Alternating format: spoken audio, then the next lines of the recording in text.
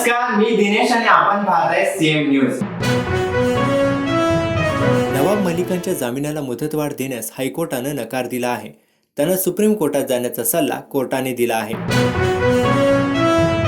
Truck चालकांच्या hit and run कायद्याविरुद्ध देशव्यापी संपामुळे अवघ्या 2 दिवसात राज्याच्या अर्थव्यवस्थेला 500 कोटींचा फटका बसल्याचा दावा वाहतूकदारांच्या संघटनेने केला आहे. दरम्यान आता संप मागे घेण्यात आला आहे. राष्ट्रवादी शरद पवार गटाचे 2 दिवसीय शिबिर शिर्डीत सुरू झाले आहे. मात्र या शिबिराला रोहित पवार गैरहजर होते.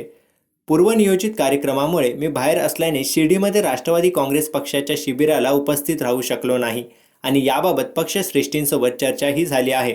याचा कोणीही राजकीय गैरअर्थ काढू नये असं आवाहन रोहित पवारांनी केलं आहे. तृणमूल काँग्रेसच्या नेत्या महुआ मोहित्रा यांच्या निलंबनावर स्थगिती देण्यास सर्वोच्च न्यायालयाने नकार दिला आहे.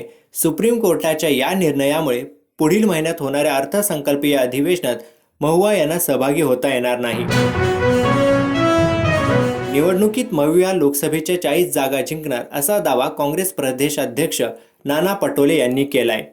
नाना पटोले यांनी पुण्यातील काँग्रेसच्या बैठकीसाठी गेले होते. त्यावेळेस त्यांनी हा दावा केला. सायन धारावी पूल पाडण्याच्या कामाला महापालिकेकडून परवानगी देण्यात आली आहे. 4 जानेवारीपासून हा पूल पाडण्याच्या कामाला सुरुवात करण्यात येईल. नंदुरबारमधील चांदशैली घाटात 4 चाकी गाडीला आग लागल्याची घटना घडली. सुदैवाने यात कोणतीही जीवितहानी झाली नाही. प्रवासी आणि चालक दोन्ही सुखरूप आहेत. भारतीय कुस्ती महासंघाच्या म्हणजेच WFIच्या निलंबनाबाबत बुधवारी नवा ट्विस्ट समोर आला.